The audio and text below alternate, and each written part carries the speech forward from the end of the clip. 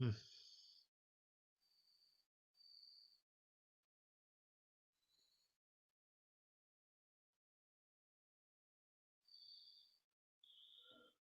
But I know where's the place to be weeknights on phone. Huh. All right. Hmm.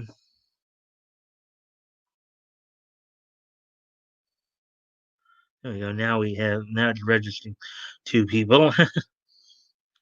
Oh, we got so somebody else I think came in as well here.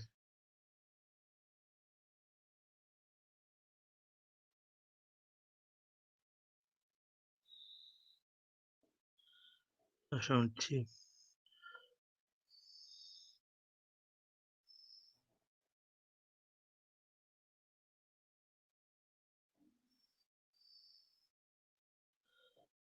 Hey there. Hey ATC. I see you hit 100 subscribers. Yeah, I hit 100 subscribers a few weeks ago. I was up as high as I think 104 at one point, but I'm back down to 101. Um, I've been up over 100 subscribers. Um, I don't know, a month or so ago. Oh, Action Toys Chan. Yeah, at ATC, I did take a look at that one video where you said that you gave me and Bat Go to shout out. I don't know if you saw the comment on there or not.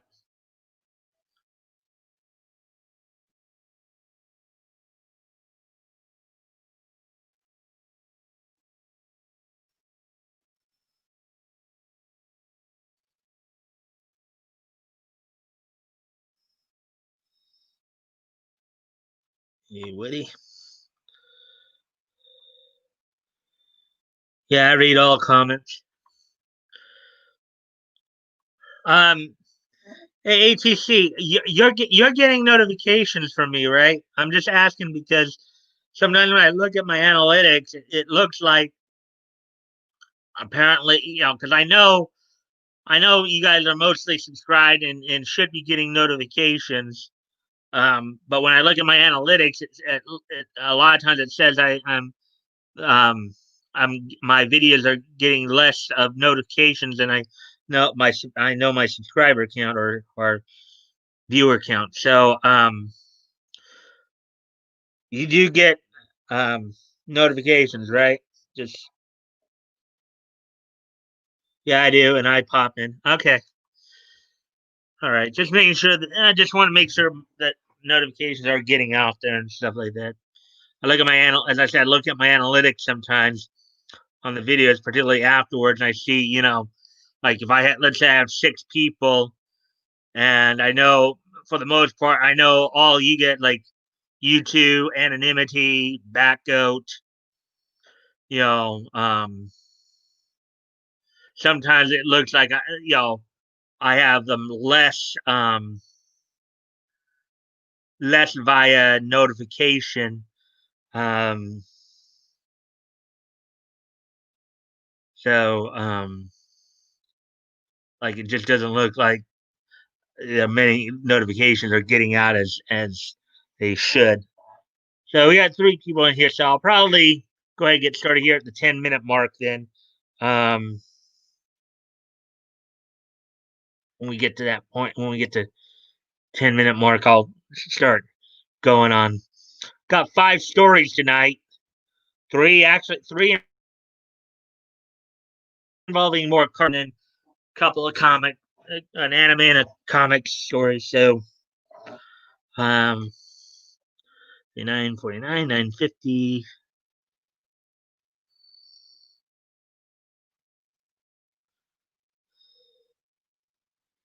All right, guys, we're about to take it to the mic stand now. So, as I said, I've got 5. So here's what's on tap for tonight. I've got like 5 stories to go through, including some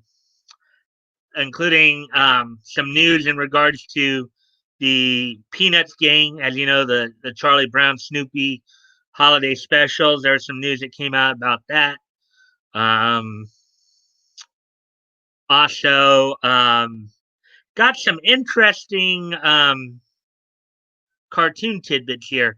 One of which, uh, I don't know.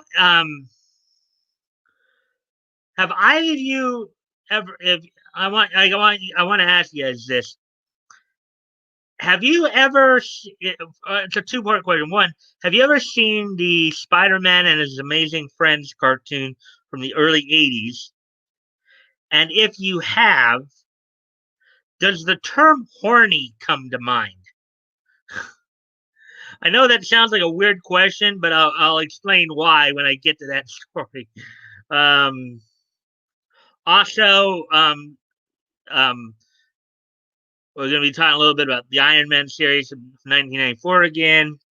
I guess there was originally a story in there where it was possible they're going to look possibly having um, Tony Stark marry Julia Carpenter, aka Iron Man, and Spider Woman. Let's see. The writer of Naruto and Boruto is coming back to Boruto. Um, and got some IDW news. So those are basically the five stories I'm going to go through tonight. So let me get started on the first story here. Which is the Peanuts game.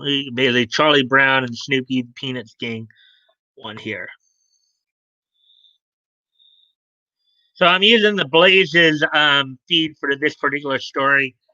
Um, I know the Blaze is not really one of the neat sites. I normally the Blaze is more of a political site. It's based on Blaze TV, Glenn Beck's, but since this is more niche and stuff like that, sorry. Charlie Brown Thanksgiving Christmas specials are coming back to traditional TV following outcry over their removal. Perhaps there's hope for 2020 after all. And then we see the picture right here with Linus, Snoopy, and Charlie Brown. All that bread and all those toasters. Okay. Fans of the Peanuts holiday specials, a Charlie Brown Thanksgiving and a Charlie Brown Christmas, can turn their frowns upside down as PBS struck a deal with Apple to bring the programs back to traditional television for special airings, Deadline reported. So so they're going to be so now PBS is picking them up.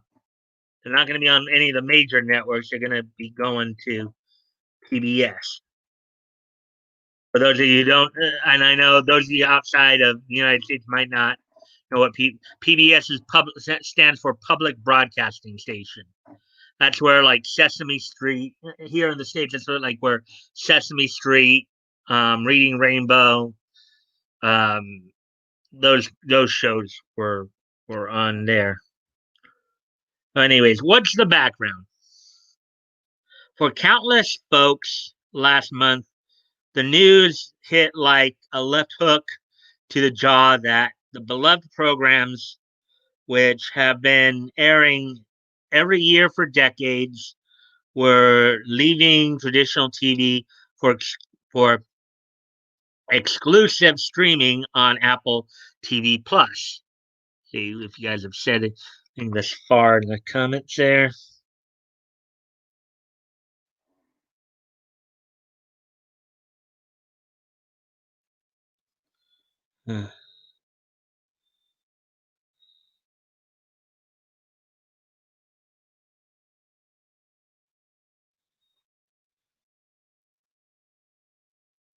No, no.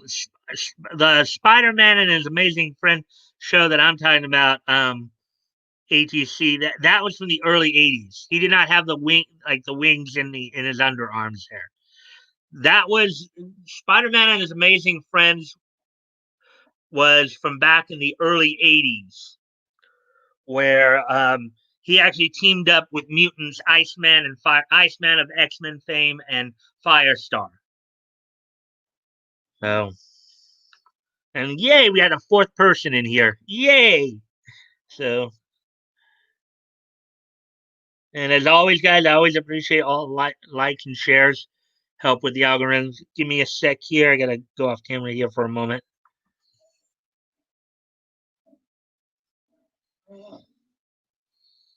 All right, I'm back.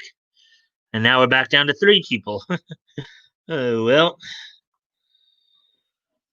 Apple TV Plus acquired exclusive rights to the entire library of Charles Schulz's animated specials, and for the first time since 1965, there would be no more scenes of Snoopy dancing on regular TV. 1965, so that's 55 years ago. 55 years. Wow. Folks were not happy either. There were accusations of selling out, denying the joy of the special, denying the joy the specials bring to families and individuals who don't have internet access, and squelching a tradition that has put the country on the same page even for just a little while when we're already so polarized.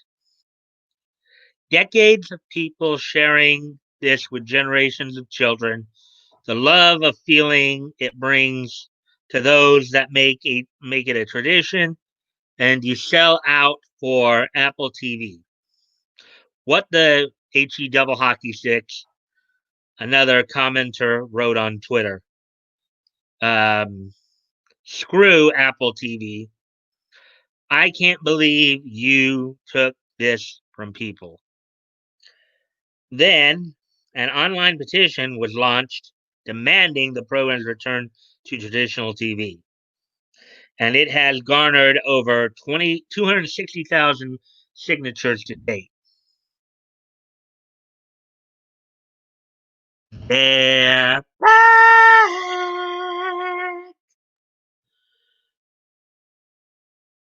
While It's the Great Pumpkin, Charlie Brown was on only Apple TV Plus this year, a Charlie Brown Thanksgiving and a Charlie Brown Christmas will air on PBS and PBS Kids, as well as on Apple TV Plus, as part of the deal.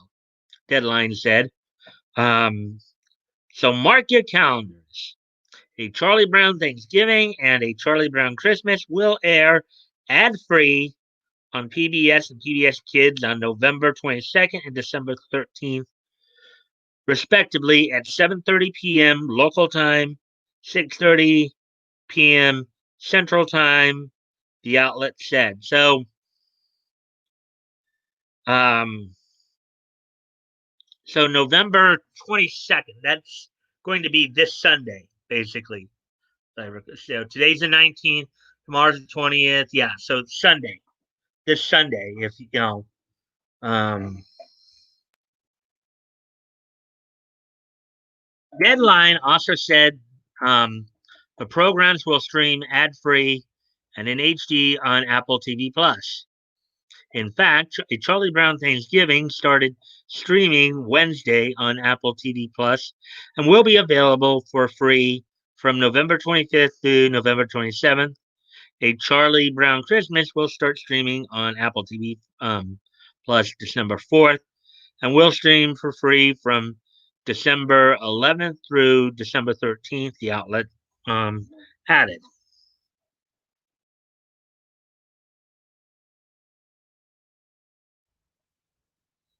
Let's see now.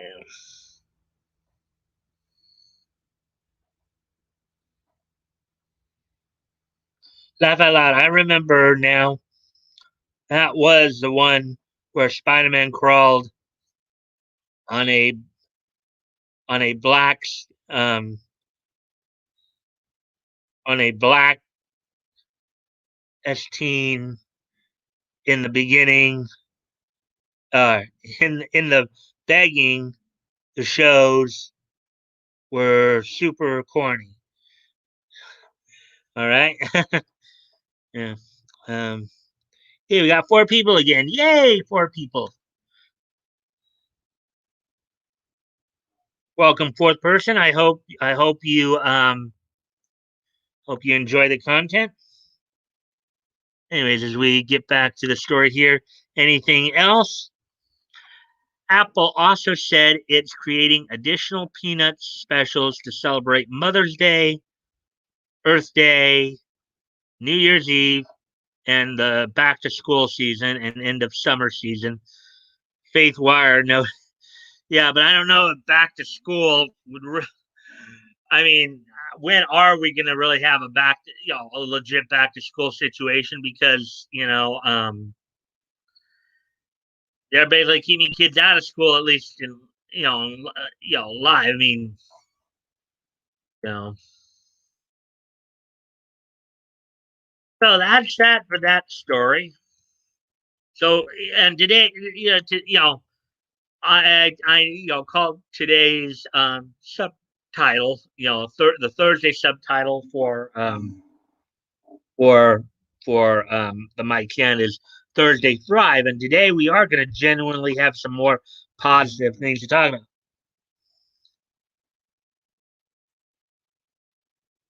Laugh out loud screen beginning. Hey, I think I get what you're saying, but anyways, so yeah, so there we go with that one. Let's see now. Now I just gotta go to the next set of articles here. Just had five of them tonight, so and yes, we do have some. Whoa!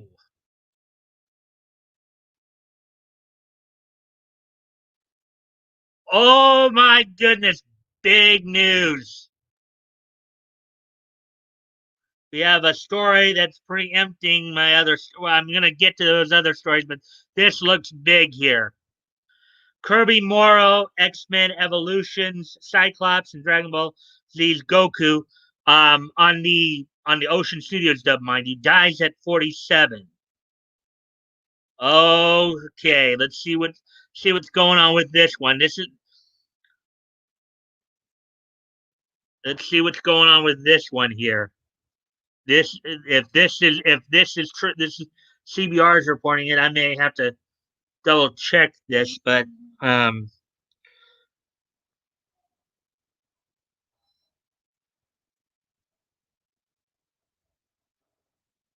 give me a sec here, guys, because I'm gonna try to go check some other sources real quick. I want to make to to embiggen the screen.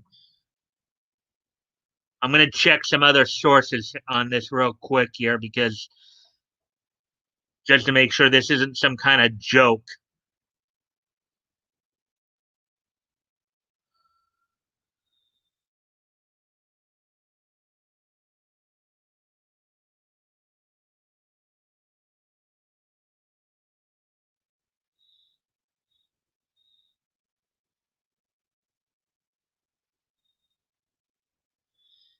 Sometimes, as we all know, people will put stuff like this out there, and then it turns around, and apparently he died just yesterday, though.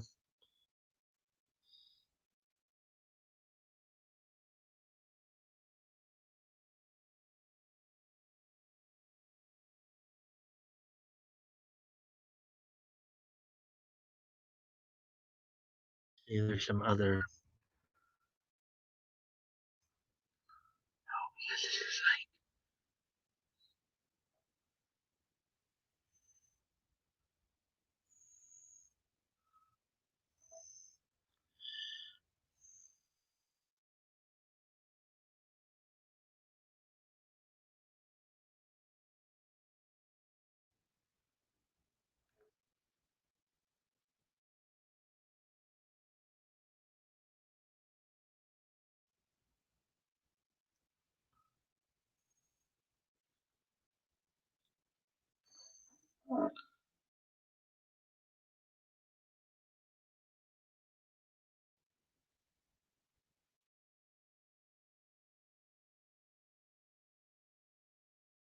Apparently, there's a few. Apparently, a few. Okay. You just look at. I'm sorry, guys, if I'm not talking as much. This like just came. This apparently was just announced like right now.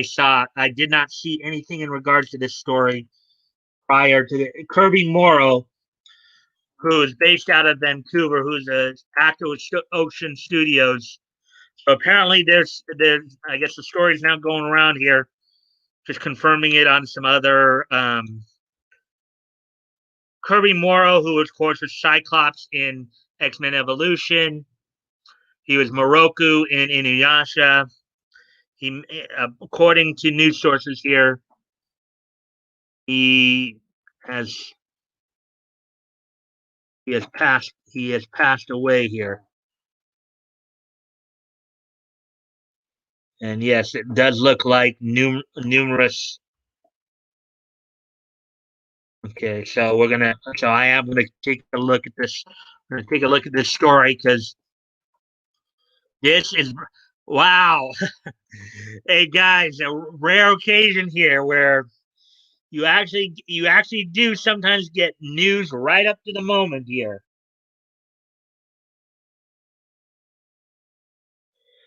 So, um, let's look at this story because this apparently is true because there are numerous, there seem to be numerous sources reporting this. So let's take a look here, and we're going to look at the CBR article on this. This is where I first saw it.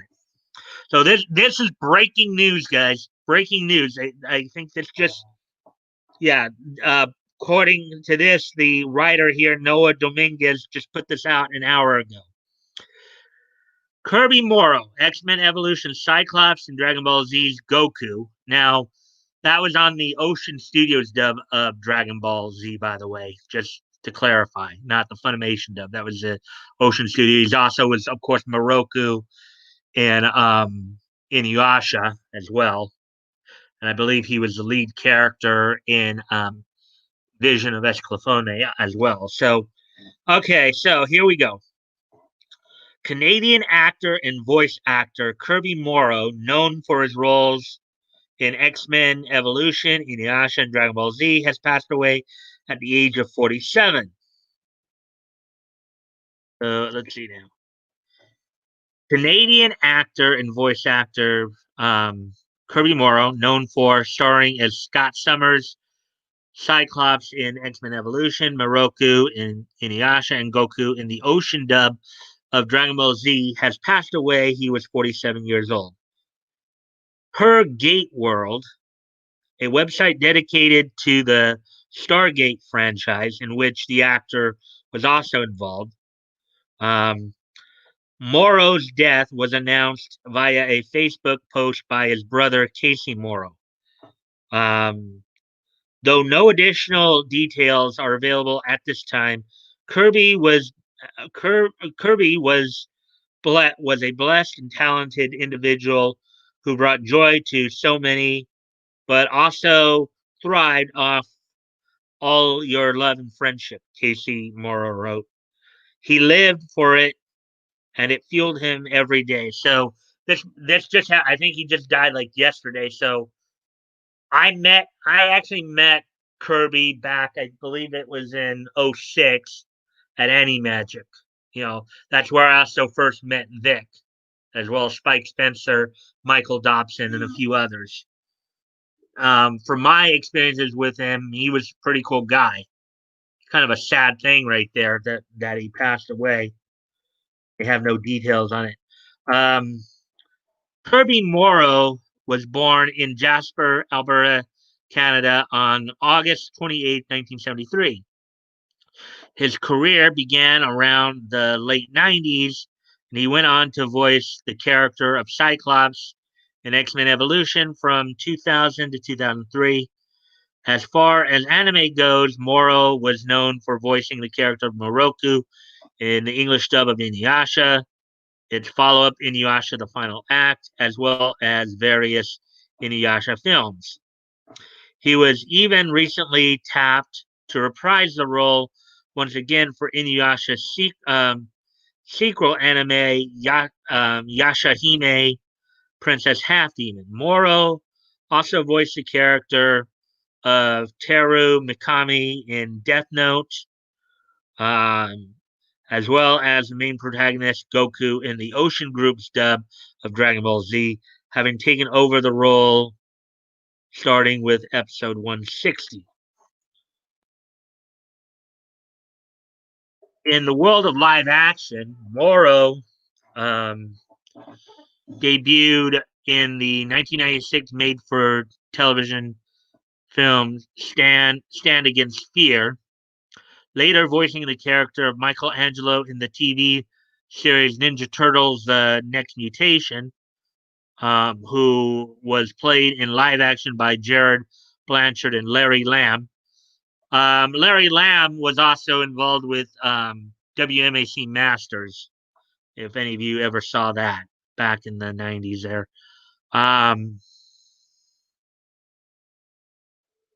he went on to make a series of one off appearances in such shows as Arrow, The Flash, and Supernatural, and even had a recurring role as the character Benny in FX's Legion. He also made multiple appearances as part of the Stargate franchise, most notably as Captain Dave Kleinman in Stargate Atlantis. In the wake of his passing, multiple fans, friends, and colleagues of Morrow have taken to social media to offer their condolences. Okay. And let me be another to offer mine as well. Um, what I'd like to do, guys, for a moment here is I'd like to take a moment for us to just observe a moment of silence for Kirby. Um, I know none of us are actually, I'm the only one talking here, but if you guys can just take a moment, as I said, Kirby was his most known roles, of course, was Cyclops in X Men Evolution, um, Moroku from Inuyasha. Um, so, anyways, let's go ahead and take a moment of silence.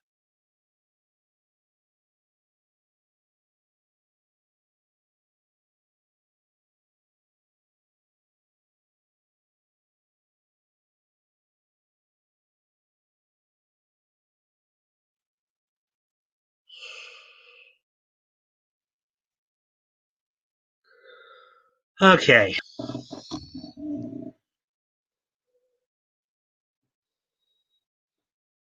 too bad. Yeah, yeah, and it's very sad too.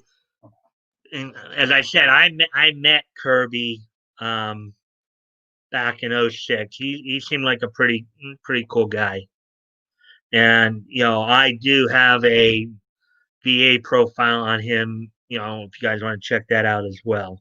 But yeah, that was kind of that was kind of a shocker though. Um,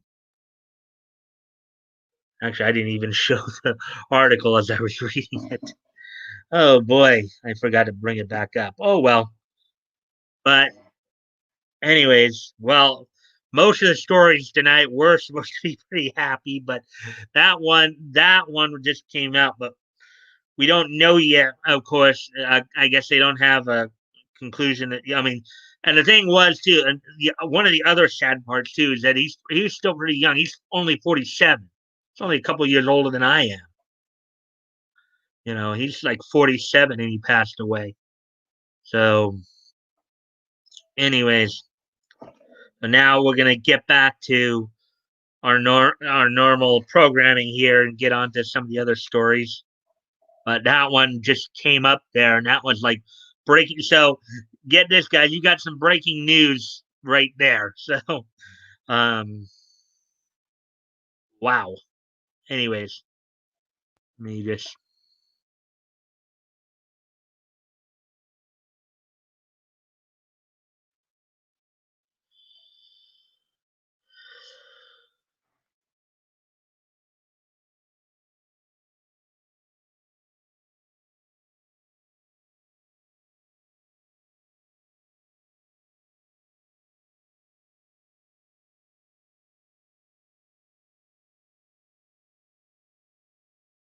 sometimes these stories on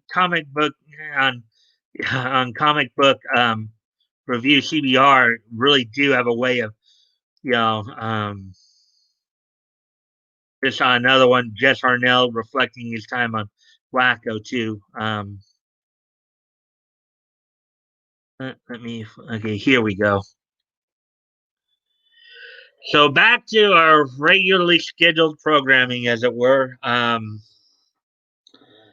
we're granted, we had to take a little bit of a sad sidebar there in reflecting upon Kirby Mora. Hopefully we'll find out how everything kind of went down there.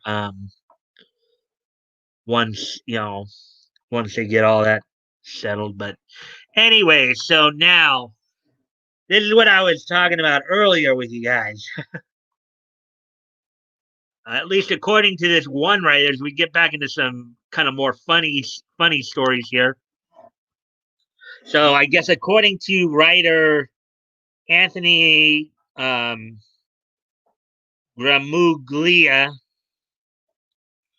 um,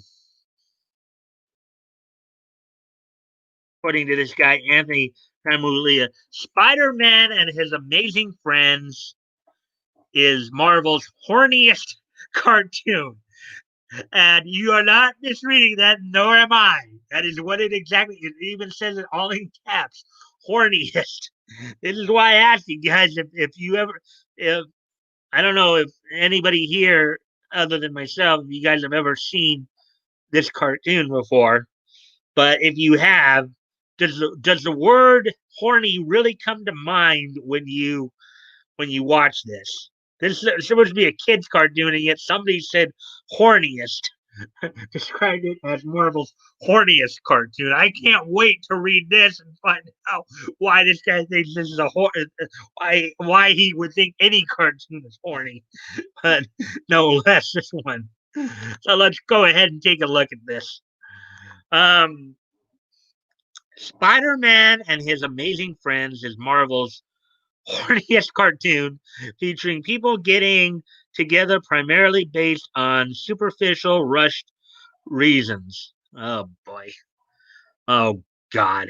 It sounds like this almost sounds like a this almost sounds like a SJW story coming. Spider-Man cartoons tend to have a lot of focus on Spider-Man's romantic life, but few are veiled with the same sort of barely restrained horniness as seen in Spider Man and His Amazing Friends. There are several factors at play that make this series arguably the most intense among other Spider Man cartoons in this regard. Now, I'll be quite honest with you guys. I saw that cartoon when it first came out as a kid, and I've seen it a few times as an adult. I have no idea what this guy is talking about. Okay, I don't how anybody can think a kid's cartoon is horny. It just blows my mind. Maybe this guy's projecting a little bit. Anyways, let's let's see what else. Let me see. Let me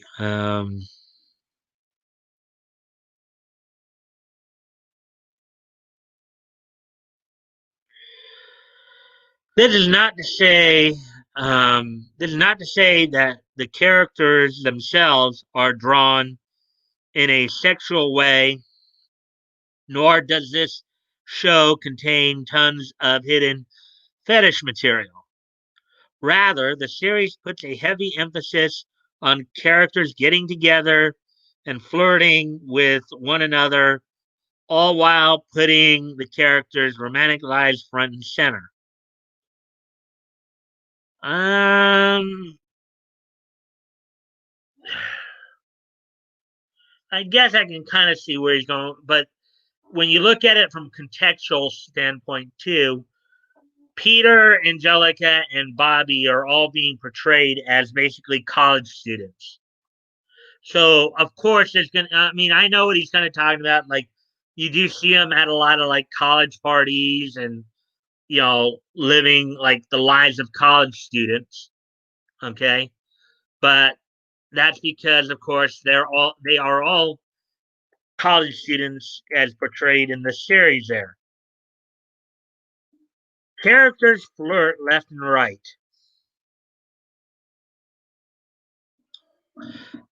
Okay, and then here's one of the here's one of the scenes here's like one of the scenes from when they're going after um so this is the episode that featured them facing off against Green Goblin here, where he supposedly as Norman Osborn, he's now trying to get his niece to drink drink the Goblin potion, become another Green Goblin. So um,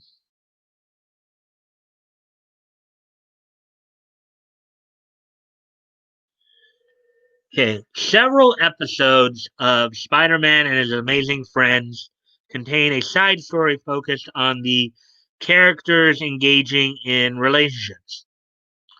Again, they were depicted as college students, so that would be kind of normal. Um, However, unlike later cartoons where there would be drama surrounding the characters with a will they or won't they dynamic, that this series features characters dating, flirting, and then swinging to someone else, all within a matter of episodes. Well, that is kind of what college life is like, from what I understand. You know, you don't, 18, 19, 20 year olds are not really getting into like even in the 80s there, they weren't get it's like, okay, you met at age 20, got married, and started life together. You did that more like 100 years earlier, but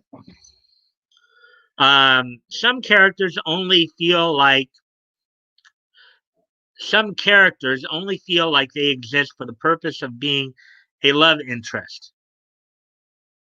Um, for instance, Mona Osborn, Norman Osborn's niece, only appears a couple of times in the series, with her first appearance featuring her being kidnapped by the Green Goblin, in her last appearance in The Quest of the Red Skull. Peter leaves Mona alone with Flash Thompson for a moment, only for Mona and Flash to start dating. As seen here, um, the character, despite her connection to the villain, is primarily relationship focused, despite the relationship not playing into the main plot.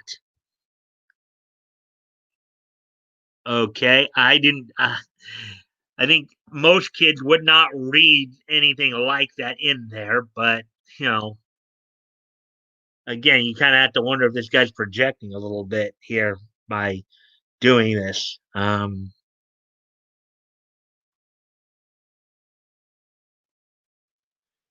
Yeah. So,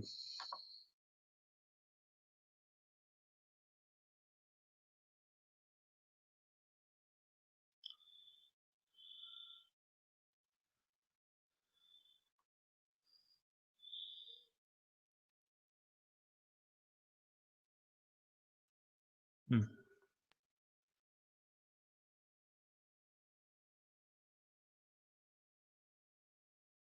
so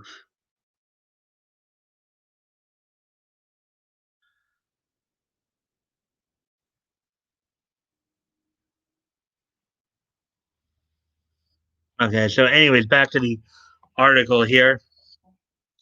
There are several other episodes that feature brief romantic encounters that never factor into the rest of the series. As seen in the episode Sunfire, which introduces the mutant of the same name. Yeah, yeah, and I did.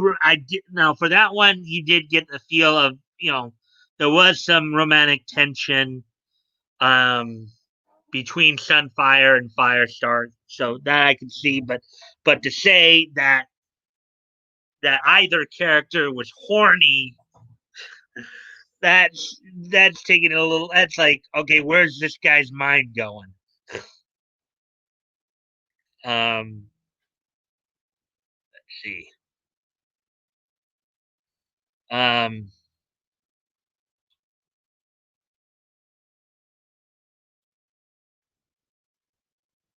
let's see. Okay, Firestar and him have a past, and the two end up becoming lovers over the course of the episode, only for Sunfire to disappear and Firestar to move on fairly quickly. Um, in a later episode, The Vengeance of Loki, Iceman almost becomes the consort of the ice giant god queen Zarona, but this doesn't go far. Well, of course it doesn't, dude. Of course it doesn't. How is Iceman, as a normal sized human being, going to get involved with a giant? Dude, dude. I think this writer is reading more into this cartoon than it actually is. Don't know if you guys get that same feeling or not. Oh man. Let's see. As we continue on here. But this doesn't go. Okay, we already read that part. In all these cases, the relationships are not based on shared common interests or emotional connections, but rather the two characters' desires to be physically intimate with one another, um, leading to brief fling. Um, I don't know if I totally agree with that one either. Again, this was a kids show. This was a kids show. There would not. I don't think they would have been for a kid. I have to disagree with this guy because this is a kids show. They would not be putting that in a kids show. The infamous Dracula episode. And there you see Angelica right there with Count Dracula and Spider Man in the background there.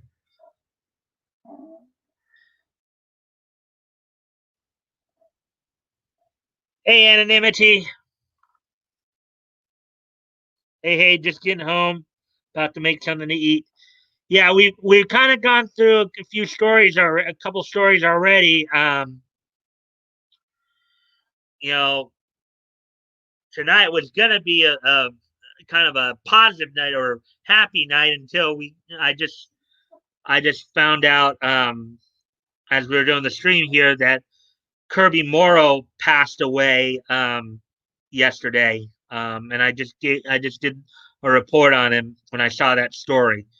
We also the Peanuts Gang holiday special, Charlie Brown Snoopy holiday specials are now back on traditional TV on PBS. We went over that story. Right now we're going. Uh, um, okay, let me ask you something, anonymity. Would you ever think a children's cartoon show would ever be described as horny?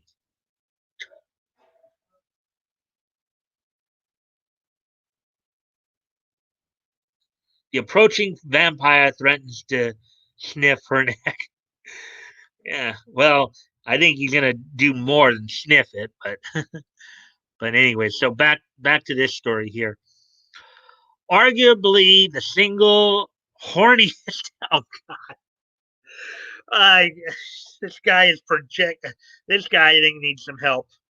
Dude needs some help there. Um, Arguably the single horniest episode of all is the third season's The Transylvania Connection. In this episode, Count Dracula shows up to a school dance, finds Firestar, and hypnotizes her into coming with him to Transylvania, with Spidey and Iceman in pursuit.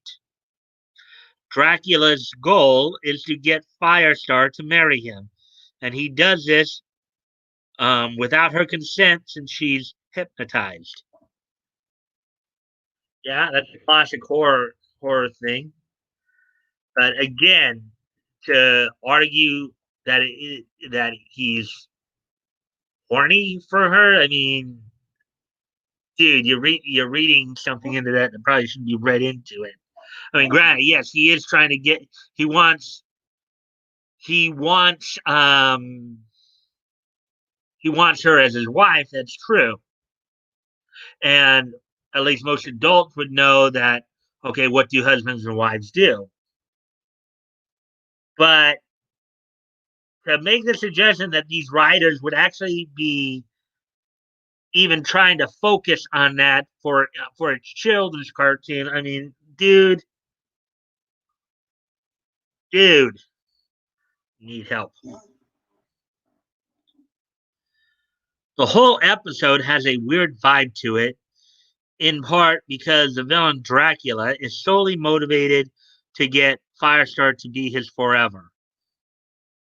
The fairly bizarre plot exists entirely as an extension of the show's greater focus on characters getting together.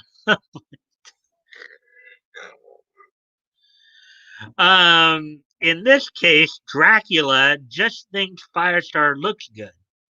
So he wants her for that sole reason. As epitomized here, attraction in this series is superficial, appearance driven, and immediate. You're depicting college age kids to a audience of children. That's how they actually look. The children. Dude, dude, dude doesn't know the audience apparently.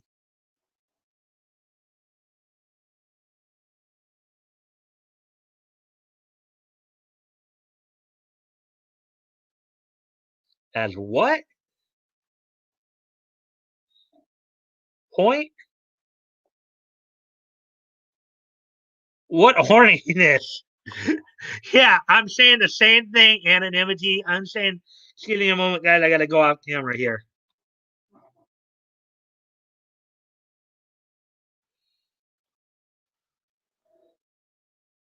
I am saying the same thing. I think the dude is honestly projecting something there because again, I saw the cartoon as a kid.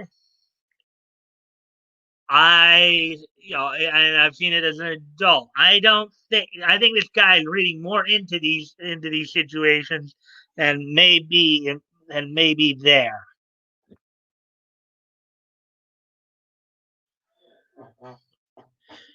Maybe this guy's projecting a little bit.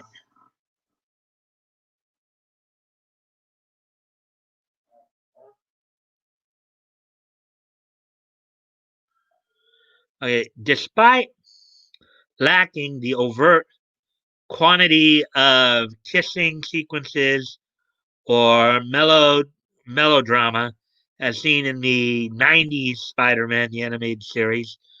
Now, that one, the 90s Spider-Man series, yeah, that one was a little more directed towards, let's say, like older kids, maybe like junior high and high schoolers. So, but even that one wasn't quote unquote horny. Okay. Spider Man and his amazing friends is far more interested in the characters getting it on without explicitly saying so or showing too much. This makes for an occasionally uncomfortable watch as characters get together despite their distinct. Dude, you are reading more into. This is a children's cartoon. Dude, this is a children's cartoon. This is a cartoon aimed at children. If you think these writers are dude, I think you're projecting. And that's the end of that article. But man, that guy, major projection there. Major projection. That is just major, major, major projection right there.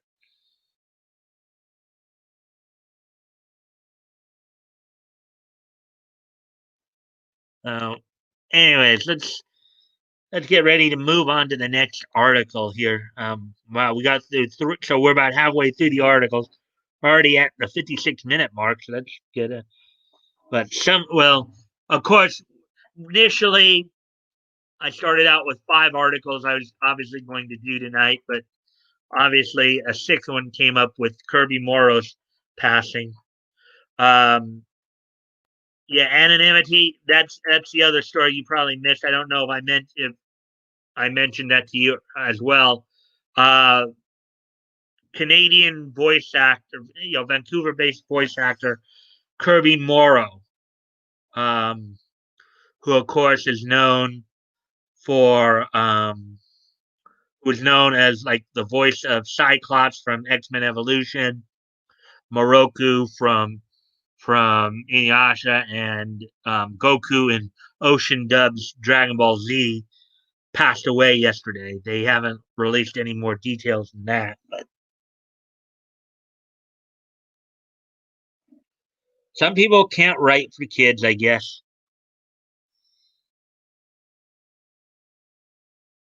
Well, no, the article guy.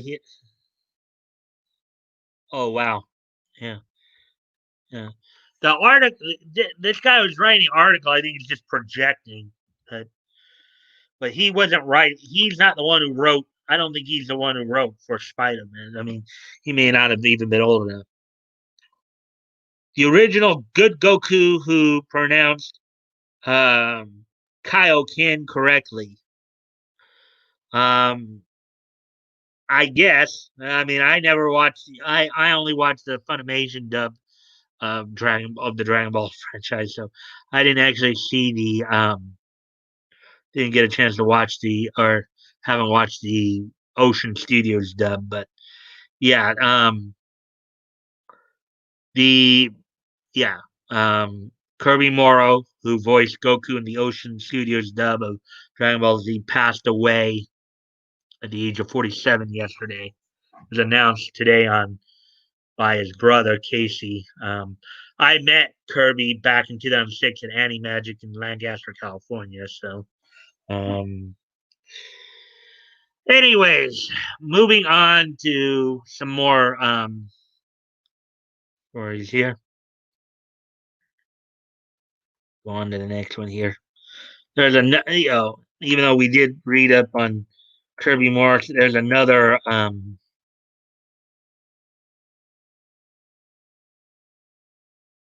there's that one too, but I may save that for another day.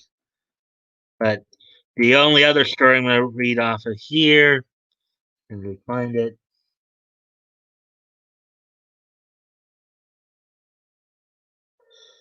This one right here.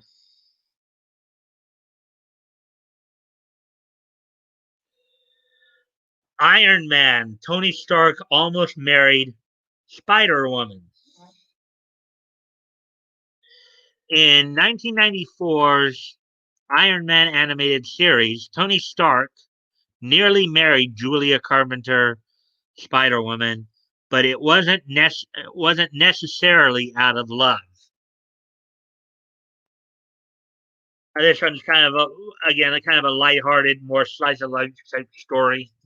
No major drama here. Just so let's see what else they say about this. Many Marvel Cinematic Universe fans still haven't recovered from the heartbreaking scene in Avengers Endgame when Tony Stark had to say goodbye to the love of his life, Pepper Potts. Before he was gone forever, the two were the most imperfectly perfect couple in the MCU. And to imagine Iron Man with anyone else seems wrong. However, in 1994's animated Iron Man series, Tony and Pepper weren't together at all. Instead, the millionaire nearly married Julia Carpenter, better known as Spider-Woman. Of course, she was part of that team of that Tony had together that included Hawkeye, Scarlet Witch, War Machine, and they would face the Mandarin and his minions. The Iron Man animated series followed the titular hero's battles against the Mandarin and his team of villains, Grey Gargoyle, Backlash, Dreadnought, and Blizzard. To help him combat these bad guys, Tony enlisted the help of Hawkeye, War Machine, Scarlet Witch, Sentry, and Spider Woman. Some of you probably do remember this, and we, of course, also.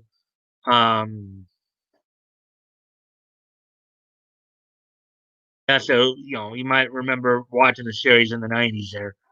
Um, as the team fought the Mandarin throughout the season, a different quarrel was happening amongst the heroes.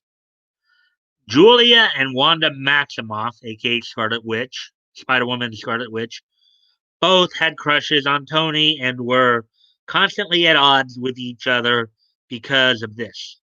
But Tony and Julia spent a lot of time together throughout season one, and their bond likely grew stronger because of this. Julia's personality is somewhat similar to Pepper's in that she's smart, quick witted, and can keep Tony in check. It makes sense the two would fall in love. After a season full of flirtation and an awkward love triangle, Tony decided to marry Julia. However, it wasn't necessarily out of his love for her. Tony needed a cover up as a defense against the Mandarin. He believed that the villain had possibly gathered enough information about Iron Man to figure out his identity, and therefore needed a fake marriage to conceal his true self. Yeah, that's kind of an interesting twist. Um, I think I do kind of actually remember that episode. In fact, being that the wedding was all just a ruse, the audience was led to believe that the two never married as season one closed. However, season two, episode 5, Beauty Knows No Pain, revealed that Julia was hurt and bitter towards Tony because he apparently left her at the altar. Oh boy. This indicates that the two may actually have been engaged sometime between the season one finale and this episode of season two, though viewers never got to witness this. It wouldn't be out of character for the genius, millionaire, playboy, philanthropist Tony Stark. He's known to be a bit of a player, so it's likely that he unwittingly led her to believe they'd really be getting married, only to have her heart broken at the altar. In any event, it's interesting that Spider Woman and Tony Stark nearly tied the knot in the animated Iron Man series. And there you go. That's that story.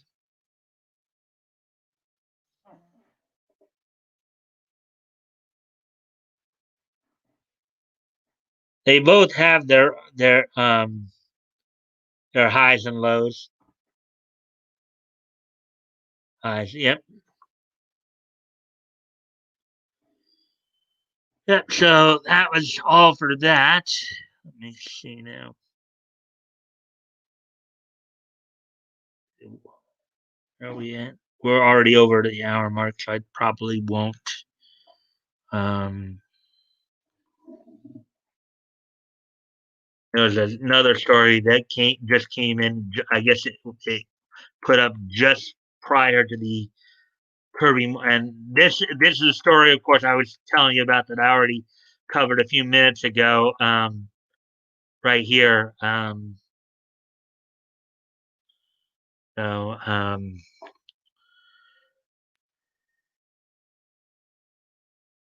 but with that, let's take a look at one last story here from Comic Book Review. The other stories that kind of caught my attention here. This one right here. Boruto, Masashi Kishimoto returns to the series, and it's about time by, of course, Jesus Amarel. Excuse me again while I go off screen for just a quick moment. Wow, we're back down to 3 people. Hmm. And I'm back.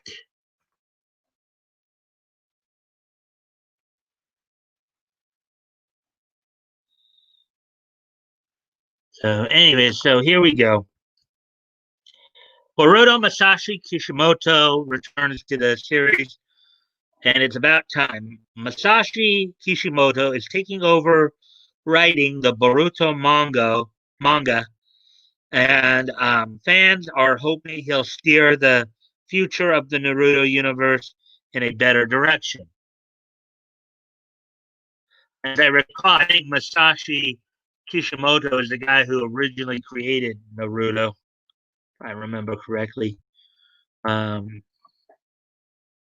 the announcement that Naruto creator Masashi Kishimoto is taking over as the writer for the Naruto Next Generation manga has been received with mixed emotions from fans. If you're only familiar with the Boruto anime, when then you are missing out on a story that has slowly built up to a critical point in the Naruto universe. The manga's next arc is starting to take shape, and with the potential deaths of Naruto and Sasuke looming, Kishimoto's involvement couldn't have come at a better time. There are some key elements that only Kishimoto can add to the series that could reignite fans' original excitement about manga. But is he steering a ship that is destined to crash? Boruto's development as a protagonist. For starters, the series is going to have to give Boruto some major character development and stop relying Naruto and Sasuke piquing the interest of readers, which comes across as fan service. Kishimoto's involvement will likely directly tie into the potential deaths of Naruto and Sasuke. Should these deaths play out, that could be the turning point to transform Boruto into the intriguing protagonist we need him to be in his own right. Yeah, I mean, I don't know if it's as much fan service, but I think if you're trying to basically, put the emphasis on the next generation, then of course you're going to want the next generation of characters to be the primary focus. You can still have the former primary protagonist as a support character, but you got to do a better job of making that adjustment. Excuse me a moment here.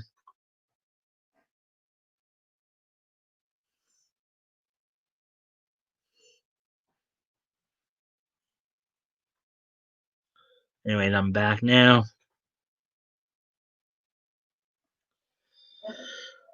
Kishimoto is the one responsible for creating the entire narrative of Naruto.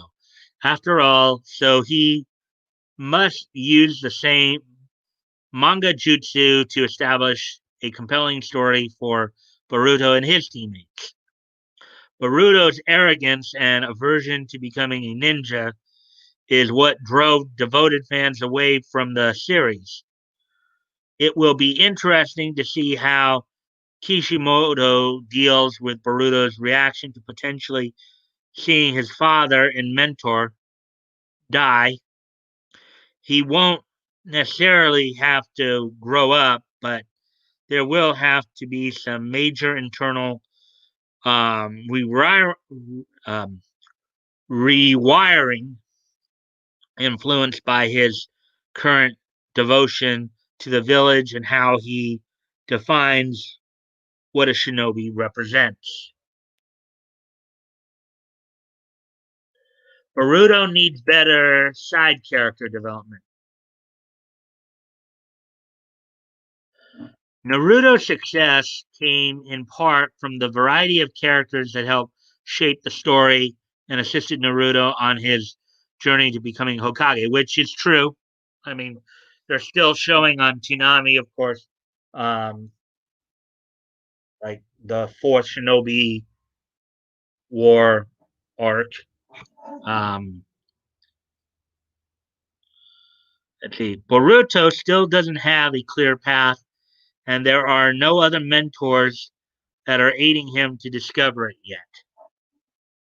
Um, it would be nice to see Sarada and Mitsuki um, receive some extensive mentorship alongside the shinobi from the other villages, especially from the hidden sand village.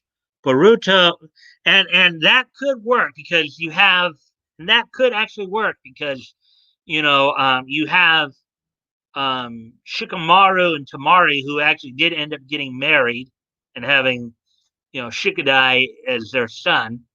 So you could actually see that more in that regard. So, um, Boruto has some great young shinobi with promising talents, but the lack of exploitation um, of their hidden abilities is making the overall story seem bland. The characters that will be stepping up to mentor the next generation will be crucial, and hopefully, Kishimoto doesn't play on the safe side and mimic his story from Naruto.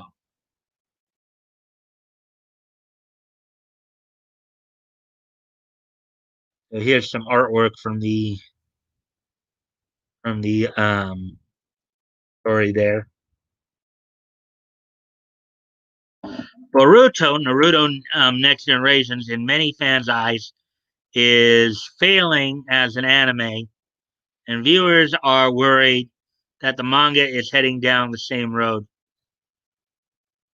Yeah, from what little I saw, because again I watched the dub version, um, I would have to agree with that a little bit.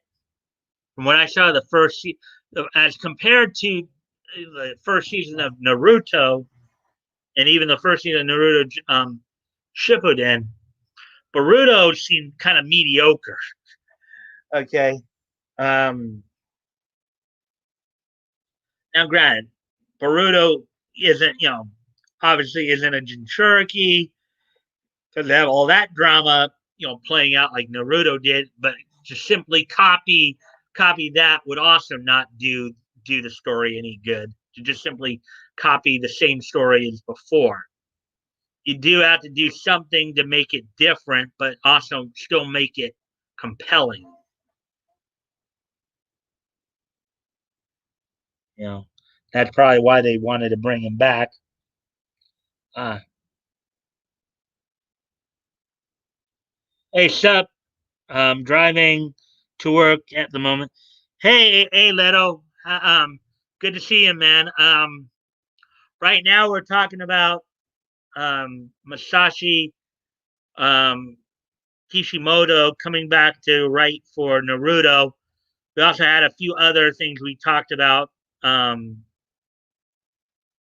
including the passing of of Canadian voice actor Kirby Morrow, um,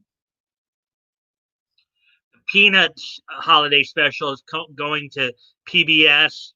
Um, Spider-Man and his amazing friends being called a horny cartoon, and I am not lying. That's exactly what the one writer of that article put it. And then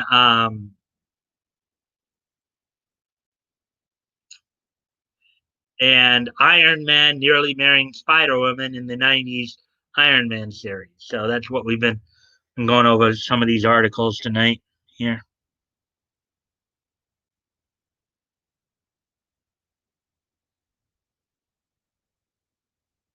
I quit watching the subbed around 60ish. Yeah. So I guess Boruto isn't as popular. But again, I think the problem is that I think some of the criticism here I would say is valid. It does seem kind of bland, kind of seems mediocre. In Atlanta.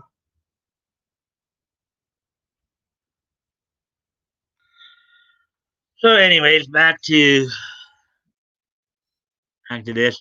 The reputation of the Naruto series is at a higher risk because the current storyline could tarnish Naruto's journey to become Hokage. Some stories are better left as an unwritten legacy, but developing stories past their expected lifespan can feel like they're just being dragged out. If the Boruto manga fails, then the Naruto series fails as a whole, and that is a blow that Kishimoto must avoid at all costs. Next couple of chapters will be crucial in deciding how he will handle the story and potentially set the tone um, for different developments. It's a make or break time for the sequel series. Yeah, because you can't like just carbon copy. You can't just with a sequel. You can't just carbon copy the original. You gotta give it its own identity. I mean, yes, you can still have the link to the previous series, but you got to give it its own identity. You got to give it something that will make the fans want to watch it. You know, you still got to make sure you connect it and the connections make sense. But anyways, overall, the Naruto Next Generations manga is developing a promising story. The current strongest shinobi are expected to meet their end, which would have the future of the shinobi world in the hands of the next generation. Naruto and Sasuke have long provided a safety net for the series, but without them in the manga will have to be carried by a worthy enough protagonist. Its namesake, um, Kishimoto's full involvement is something to definitely look forward to, and hopefully his hands-on input will not turn out to be too little too late. That is a pretty interesting analysis there of it, and I would kind of agree with a lot of that. Excuse me a moment here.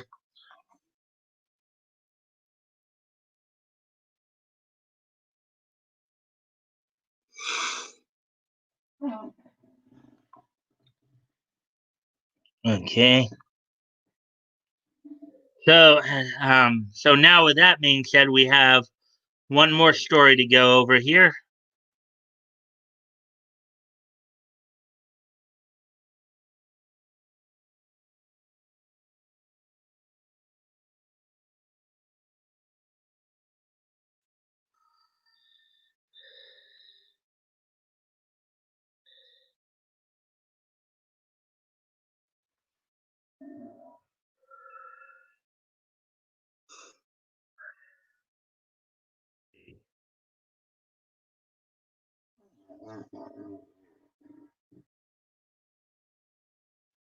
All right, so where are we at time wise? Wow, we're already at an hour and 20-minute mark here. So this is going to be the last main story of the night that we're going to cover. Um, so we'll see what happens afterwards. IDW announces Star Wars, The High Republic Adventures, the first entry in Disney's new publishing initiative. In the latest collaboration between Disney and IDW, the comic book publisher has announced the upcoming release of the middle school aged focused series Star Wars The High Republic Adventures, the first piece of media related to the High Republic Publishing Initiative. So here's what it looks like right here.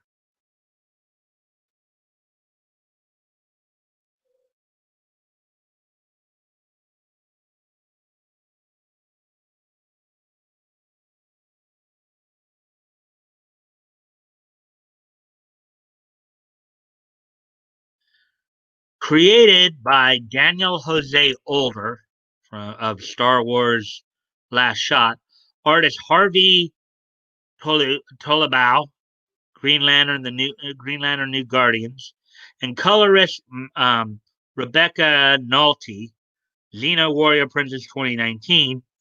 Star Wars The High Republic Adventures is described as a tale of the Republic's glory days that, while aimed at middle grade readers, middle school age, um, provides a unique perspective to pivotal moments in the Star Wars timeline the fans of all ages can enjoy. In Star Wars The High Republic Adventures, which takes place 200 years before the live action film continuity, the Jedi have long maintained galactic peace. But the coming of a powerful new adversary called the Nihil um, threatens to end it all. Reads the book's synopsis. Now, a group of Master Yoda's young Padawan learners must protect the Republic while learning the lessons that will one day lead them to become powerful Jedi in their own right. And then here's some artwork from the book, I guess.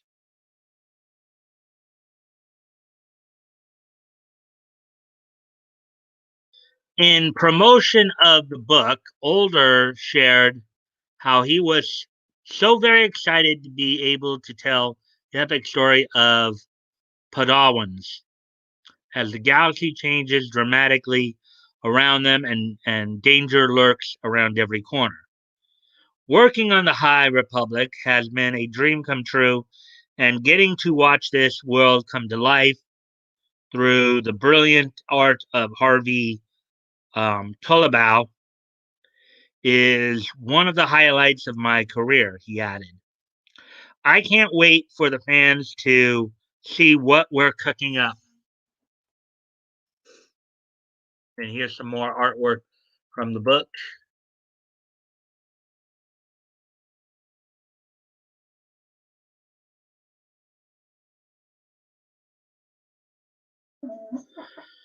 In the same vein, Tolabao explained how Star Wars has always been a part of my life and was my first huge project back when my career started with Star Wars Knights of the Old Republic in 2006, and asserted that it's awesome being part of the High Republic team, working alongside amazing writer Daniel, editors Elizabeth Bray and Riley Farmer, and Lucasfilm. It's a dream come true. It's a thrill for us to get to participate in the storytelling of this bold new era of Star Wars lore, said editor Elizabeth Bray. Um, Daniel, Harvey, and Rebecca are building an incredible chapter of the story that is truly essential reading for the High Republic initiative. more of that artwork.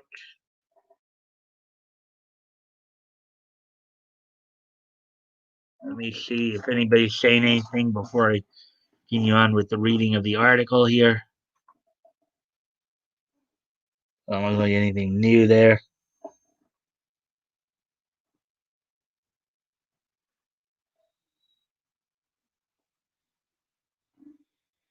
Okay.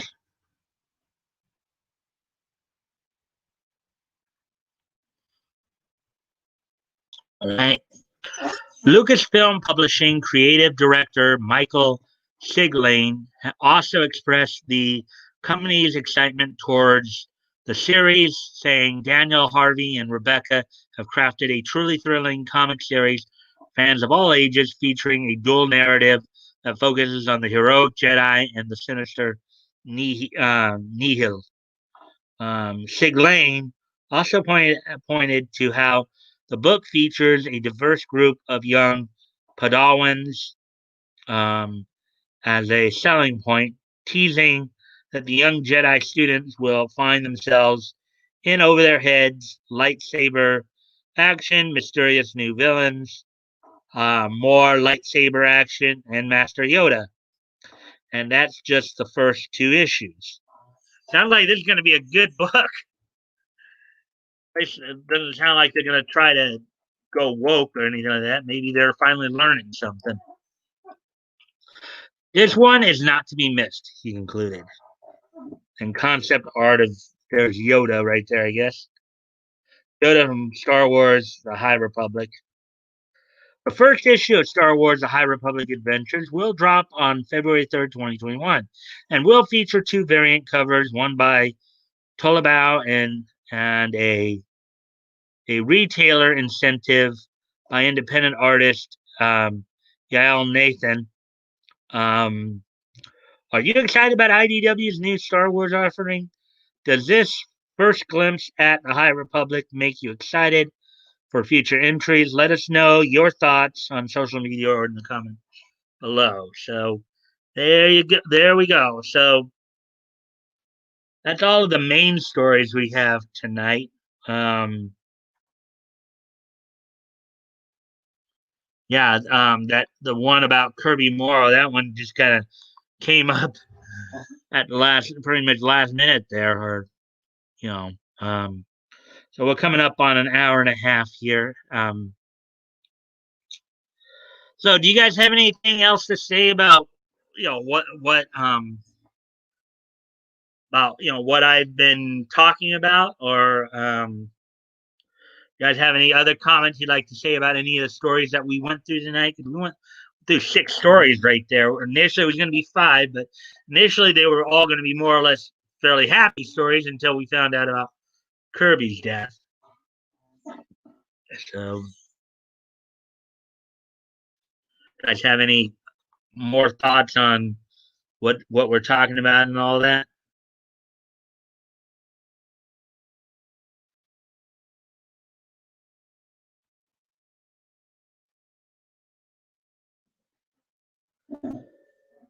Of course, as the story with Kirby develops, I will, you know, if I hear anything more before tomorrow night, I'll let you guys know. As like they come out and announce like what the cause of his death. I mean, that in of itself was pretty sad. I mean, he's still pretty young at 47. You know, and as I said, Kirby Morrow again, Canadian, Vancouver-based voice actor, known for his work as Cyclops on X Men Evolution, um, Moroku from Inuyasha, um, Goku from Ocean Studios dub of Dragon Ball Z. Those are probably his most notable roles. If you guys want to learn more, I do have a VA profile on him in my Voices Big and Small playlist. You guys can go check that out if you want to go get caught up on that.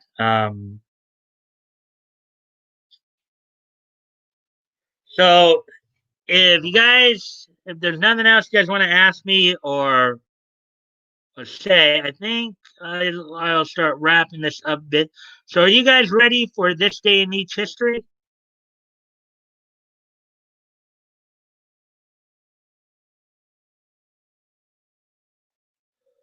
Actually, just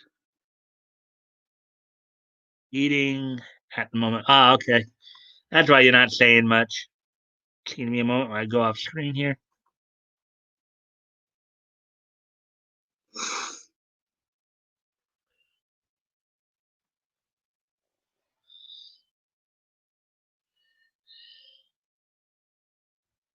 Niche it up. Okay. All right. So I think I will get. Okay. I think, well, with today being Thursday, November 19th, 2020, let's go ahead and take a look back at what has happened on this day in Nietzsche history. I will be going ahead here, just looking through some stuff real quick, just kind of get myself caught up here.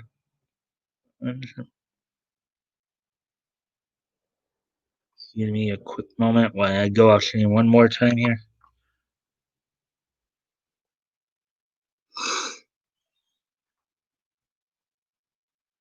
Okay, let's see. Sure. Okay, so today being November 2020, let's take a look back on this day in Nietzsche history.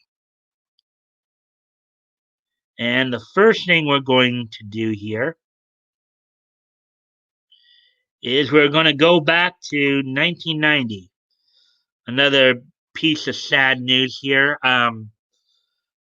On this date, back in 1990, American animator Nicholas Nick Tafuri passed away at the age of 77. So Nick Tafuri was an American animator who worked primarily for Fleischer Studios and Famous Studios, most prolifically in the animation unit headed by Myron Waldman, with the exception of a few years in Miami with the Fleischers. Tafuri would exclusively worked exclusively for studios based in New York City. Born in the Coney Island section of Brooklyn, the oldest of six children of Italian immigrant parents, Tafuri earned his first screen credit in 1934 on the Popeye cartoon, The Two Alarm Fire. He also contributed the studio's feature films and ambitious Superman cartoon series. When Paramount ousted the Fleischers from the Florida studio, Tafuri returned to New York and worked on Casper the Friendly Ghost and Little Lulu cartoons. Now, of course, these were theatrical shorts that were set up um, for the movies. He was one of the last animators still involved with the studio when it closed in 1967. His career concluded in the 1970s. Two of the most notable projects were the 1939 animated version of Gulliver's Travels and the screen adaptation of Robert Crumb's Fritz the Cat. So on this date in 1990, which was 30 years ago today, um, Nicholas Nick Tafuri would pass away at the age of 77. American animator with Fleischer and Famous Studios. So moving on to the next piece of Nietzsche history here.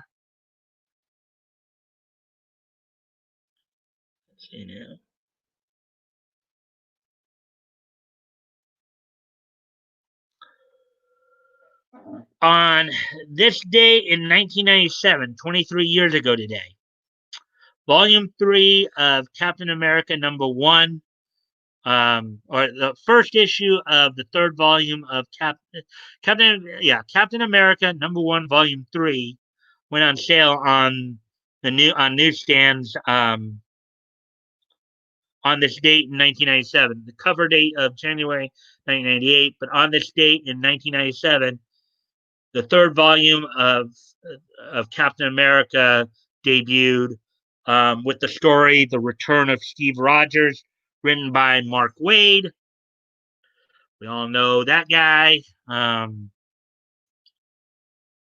So, on this date, 23 years ago today, um, Captain America Volume 3, #1 went on sale. So, oops. Oh, wait. Why did I do? Oh, wait. Yeah, I was going to need to do that. So,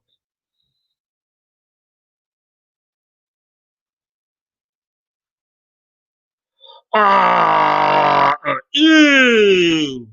Thought it was A there, but that was actually. So anyway, so now moving on to the next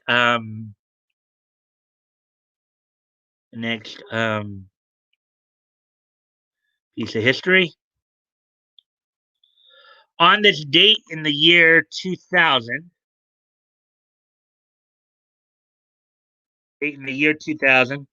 um, from the Ice Palace in Tampa, Florida, the WWF at the time, now known as WWE, would host would hold its Survivor Series event on this date in 2000, which was 20 years ago today. Um, the main event saw Steve Austin and Triple H wrestle to a no contest in a no disqualification match. Um, by this point, Survivor Series was coming more and more just another pay per view, as there are only two Survivor Series matches on the night. Um, the first one involving the Radicals with Terry as their with Terry, aka Goldust's wife, Terry Boatwright. Um, them defeating the New Age Outlaws, China and K Quick, um, in the first Survivor Series match, and in the second Survivor Series match, the Dudley Boys and the Dudleys and the Hardys beat the Survivor Series team of Edge and Christian and the Right to Censor um, members Bull Buchanan and Godfather. Among some of the other big matches on the night, of course, on the pre-show on Sunday Night Heat, Val Venus of Right to Censor defeated Jeff Hardy in the match prior to that. The the opening match of the night saw Steve Blackman, Crash Holly, and Molly Holly defeating the tag team of TNA and Trish Stratus. Kane defeating Chris Jericho. William Regal retaining his the WWF European Championship by a disqualification win over Hardcore Holly. The Rock beating Rikishi. Ivory retaining the women's championship over Lita. Kurt Angle defeating The Undertaker to retain the WWF championship. So that's all that went down in wrestling on this date in 2000, 20 years ago today. Um, and we have one more piece of history here to go through.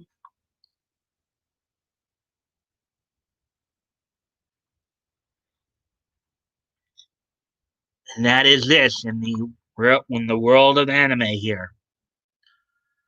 On this date in the year 2005, the anime Absolute Boy would complete its run on Animax and NHK on this date in 2005. So 15 years ago today, in 2005, the anime Absolute Boy would would complete its run on Animax and NHK. This is apparently a drama, fantasy, sci-fi, slice of life type story. So, according to this, the plot was the series focuses on two major characters in two different plot arcs who find themselves caught up in a series of mysteries involving so-called material fairies and material evils. While they are dealing with these paranormal entities, life continues around them as their friends deal with the ups and downs of life. The plot centers around two major arcs in the storyline. The first involving Ayumu Aizawa, who is visiting his father in the small town of Tana during the summer. The second concerning Kisa Tanegawa in Yokohama a year and a half after the events of the first arc. So on this date in the year 2005, 15 years ago today, Absolute Boy would complete its run on Animax and NHK. So with all that being said, that's all that happened on this day in Nietzsche history. Um, I thank you guys for joining me again tonight, as always. As we wrap up here, first off, if I find out any more details on Kirby Morrow's death, I will be reporting on that tomorrow night, probably more at the beginning of the show. Um, Also, don't forget, I'll have Batgoat in with me, and we'll be going through February of 1936 in comics. So hopefully, you guys will come check that out, learn a little bit about comics history. You know, as always, we'll probably do some comics history. And I'll give any updates on Kirby Morrow's passing, and then also, as always, this day in each history. So I thank you guys for joining me tonight, and I hope to see you tomorrow night. Let's get these last comments in here. Thank you for the stream. You're welcome, and thank you for joining me for the stream. Good night, y'all. I'm at work now. Take care. Oh, we got you right to work there, Leto, so that's good. I hope to see you tomorrow night, and I hope to see you all tomorrow night for the Mikestand. I bid you adieu. Good night, and bye.